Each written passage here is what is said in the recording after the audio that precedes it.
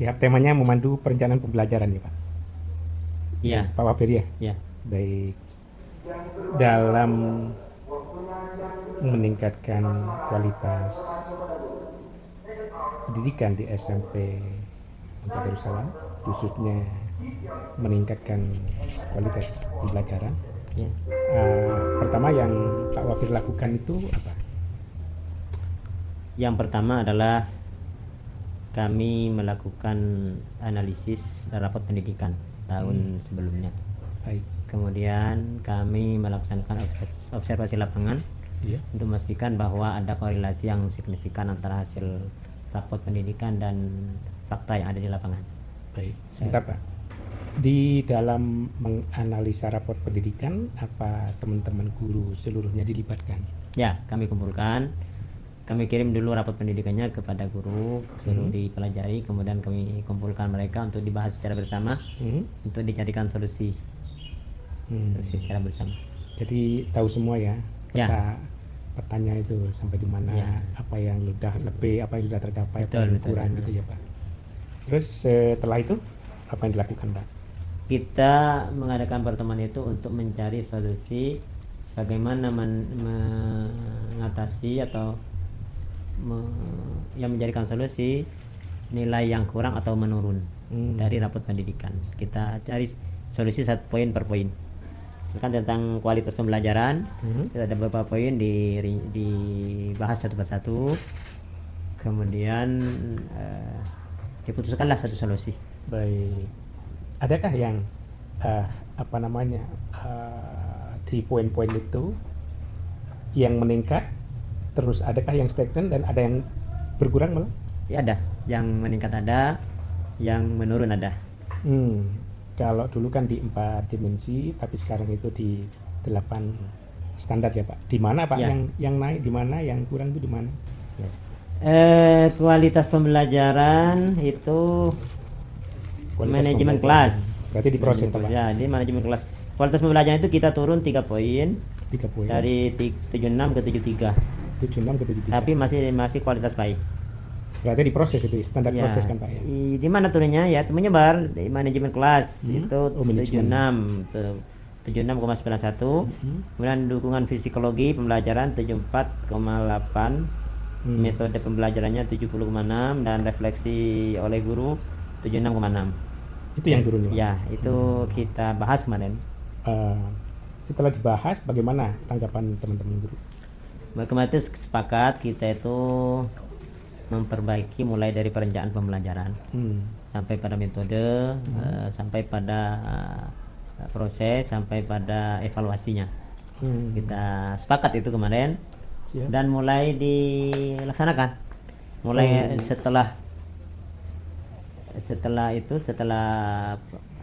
setelah rapat itu langsung pihak kurikulum itu melaksanakan satu poin Kegiatan. yaitu dengan nge-share jadwal satu hari sebelumnya. Misalkan besok ngajar. Jadi guru itu sudah diingatkan jam 1 diingatkan, dikirimi bahwa besok bagian ngajar mohon dipersiapkan. Hmm. Itu Dengan ada baik. Pak Wafir bersama tim itu Ya. ada strategi khusus untuk Ya, itu ya. iya betul. Gimana strategi khususnya itu untuk bisa bukan hanya sekedar melakukan sebuah kegiatan ini perbaikan, tapi bagaimana upaya untuk tidak hanya berjalan tapi bisa apa terbang gitu. Sebelumnya pada saat rapat itu bahwa kita harus menyetorkan rencana pembelajaran minimal 1 pekan sebelum mengajar. Rencana pembelajaran itu sudah PM itu ya Pak? Ya, Bagus. tentu. Semua tuh Pak, 100% teman-teman. Iya, semuanya. Baik. Tentu kita untuk dianalisis oleh tim kurikulum dan kepala sekolah sudah pantas, sudah sesuai nggak untuk dijadikan alat atau rencana pembelajaran. Kemudian alat evaluasi tidak boleh ditulis di papan tapi harus sudah di print, satu siswa dapat satu. Kemudian media pembelajaran baik TV maupun lingkungan lab harus dimanfaatkan secara maksimal. Baik. Ya. Kemudian Keterkaitannya dengan penggunaan pembelajaran digital ya. Langsung kemarin juga di launching ulang tentang supervisi yang dilaksanakan kepala sekolah. Baik. Kemarin ini sudah dapat dari ketua timnya perbaikan dari hasilnya gimana? Hasilnya? Hasil dari supervisi dari tim itu? Yaitu akan diadakan perombakan ulang tentang jadwal supervisi dan sudah dikirim dan sedang berjalan. Kenapa kok dirombak, Pak? Yang kemarin itu ya bisa dikatakan terlalu ini kurang, frekuensinya kurang, frekuensi supervisi kurangnya. Sebelumnya kan 1 tahun 1 kali. Oh gitu. Ya, baik. ditambah. Sekarang 1 tahun 2 kali. Iya. Baik. Kemudian mekanisme supervisi itu seperti apa, Pak? Yang dilakukan di sini? Supervisi itu pertama kita mengeluarkan SK supervisi. Oh ya. Kemudian disosialisasikan ke guru-guru. SK supervisi itu meliputi dari surat keputusan kepala sekolah tentang pelaksanaan supervisi. Kemudian ya lembar kedua itu tim supervisi. Kemudian yang ketiga itu jadwal supervisi. Kemudian lembar keempat itu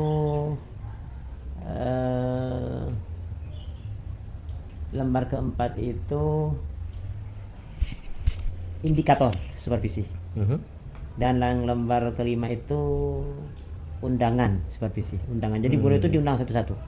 Tidak hanya secara lewat grup, tapi di lembaran itu ada undangan khusus untuk guru, hari apa, tanggal berapa, kelas berapa. Berarti sudah terlaksana itu mekanisme pelaksanaan dan juga paskanya. Ya, betul. Kemudian yang lembar terakhir itu refleksi. Lembar refleksi. Jadi masukan-masukan dari guru, teman-teman dan masukan dari kepala sekolah atau tim itu ditulis di lembar itu. Terus untuk pendekatan di pranya itu seperti apa, Pak? Menggunakan metode apa itu?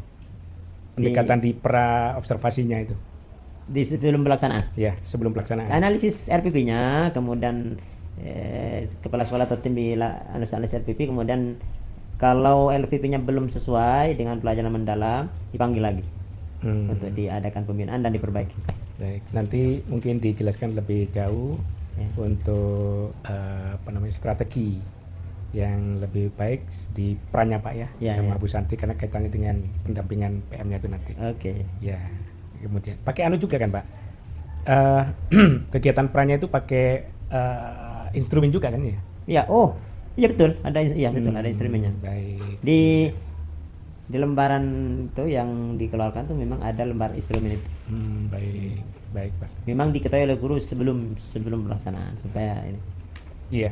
Ini Pak Wafir sudah membuat sebuah SK, surat tugas, kemudian ada pemanggilan tiap guru untuk bisa diobservasi dengan mekanisme pra pelaksanaan dan juga paskanya. Hasilnya ada kan sebagian guru yang sudah diobservasikan, Pak ya? Ada. Gimana menurut Pak Wafir itu kaitannya dengan penggunaan atau pelaksanaan pembelajaran mendalam dan KAA itu di mana anunya? Sampai di mana? Menurut Pak Wafir, anggap level 1, 2, 3, 4-nya itu di mana? Apa adanya, Pak? Kemarin kata ketua timnya itu supervisi itu sudah antara 70% sampai 80%. Itu sudah jalan baik ya. Iya, baik. Bahkan kemarin beliaunya bilang 80%, Pak. Adakah keluhan atau kendala-kendala menurut tim yang perlu ditingkatkan? Ada beberapa guru memang perlu adanya pembinaan dan mungkin perlu juga peningkatan kualitas kompetensinya dengan mengikutkan ke workshop atau ya pelatihan mungkin ada beberapa guru yang jadi perhatian khusus kami lah, karena berarti beberapa guru itu hanya sebagian ya, Pak? Ya. Boleh, tapi kalau lebih dari 60% itu harus gerak sendiri, Pak. Betul, supaya lebih efektif kan gitu ya. Baik ya, Pak.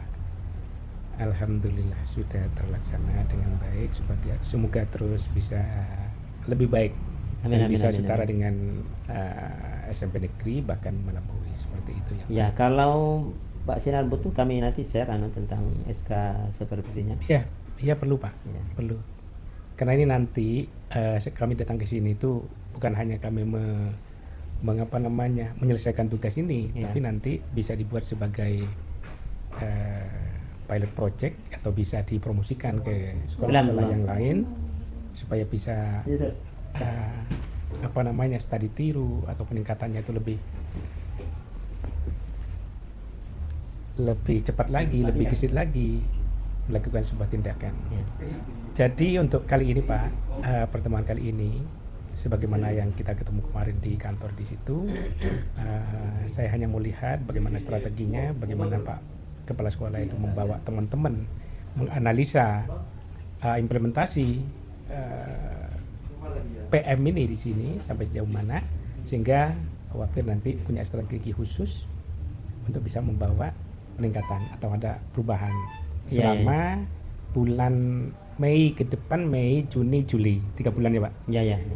Saya bilang Agustus, saya kesini lagi untuk apa yang didapatkan Pak Wafir selama 3 bulan ini, adakah peningkatan atau tidak, sehingga Pak Wafir itu di akhir bulan mungkin yang efektif, atau di awal bulan, atau di akhir Juli ya, kan sudah masuk ya, apakah efektif, ada peningkatan atau tidak, kekurangannya itu nanti tolong ditindaklanjuti, sehingga program tindak lanjut itu yang akan kami tanyakan lagi, gitu ya Pak. Ya. Terima kasih Pak. Untuk selanjutnya saya pasrahkan ke Ibu Korwas untuk pendampingan PM-nya. Dipersilakan. Ini yang boleh dipikirkan dulu jawabannya. Enggak langsung aja. Atau langsung ya, baik. Pemahaman dan persepsi tentang KKA. Bagaimana Bapak memahami konsep KKA dalam konteks pendidikan? Jadi KKA itu merupakan suatu konsep baru lah yang mengintegrasikan coding ini dengan dan kecerdasan artifisial ini, ilmu komputasi lah diintegrasikan ke dalam pembelajaran. Saya kira itu. Baik, lanjut pertanyaan berikutnya Pak ya. Menurut Bapak, apa urgensi dari implementasi KKA di sekolah saat ini? Seberapa penting implementasi KKA saat ini menurut Pak Wafir? Menurut kami sangat penting, sangat urgen dalam rangka ikut mengikuti perkembangan teknologi informasi yang begitu cepat. Kemudian perkembangan teknologi harus diikuti dengan pola pikir tentang coding dan kecerdasan artifisial ini. Sangat penting. Baik. Jadi bolehkah saya membahasakan dengan bahasa yang lain? Menurut Pak Wafir, urgensinya sangat tinggi karena tuntutan zaman dan supaya bisa diimplementasikan dalam pembelajaran, begitukah Pak? Ya, betul. Baik.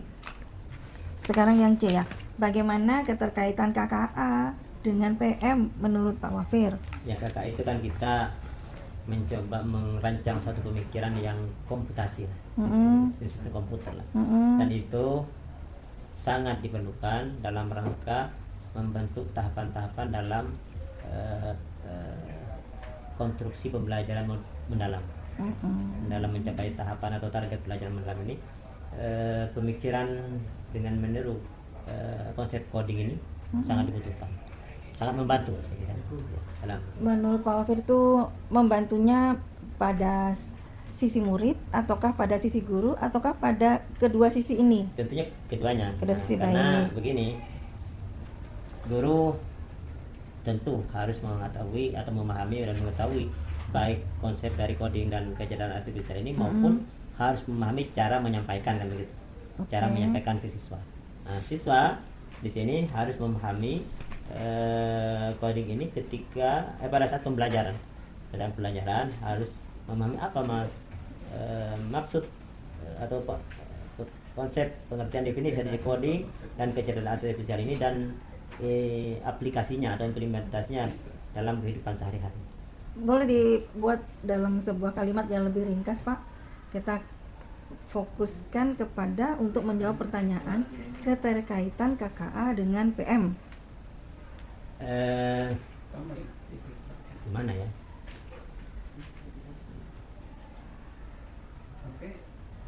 Artinya kalau kita mau PM harus KKA. Kalau KKA berarti mendukung PM atau bagaimana menurut Pak Wafir? Korelasinya Pak. Ya. Keterkaitannya antara KKA dan PM atau boleh sih PM tanpa KKA atau bagaimana menurut Pak Wafir? Ya. KKA dan PM ini? KKA ini sangat membantu atau sangat bisa digunakan atau bisa digunakan untuk membantu dalam rangka mencapai target pembelajaran mendalam itu. Bagi siswa atau bagi guru? Bagi siswa. Bagi siswa, bagi guru? Bagi guru Artinya guru nggak usah KKA nggak apa-apa gitu kan? Oh ya perlu, harus Oh ya. begitu. Perlu, ya. Ya. Baik, lanjut ke nomor 2 ya Pak. Boleh, boleh, boleh. Kebijakan dan dukungan sekolah. Apakah sekolah telah memiliki kebijakan terkait implementasi KKA? Misalkan, apakah sudah ada SK, ada program kerja, atau integrasi kurikulum? Sekali lagi berkenaan dengan implementasi KKA. Ya, ya, ya. Hmm.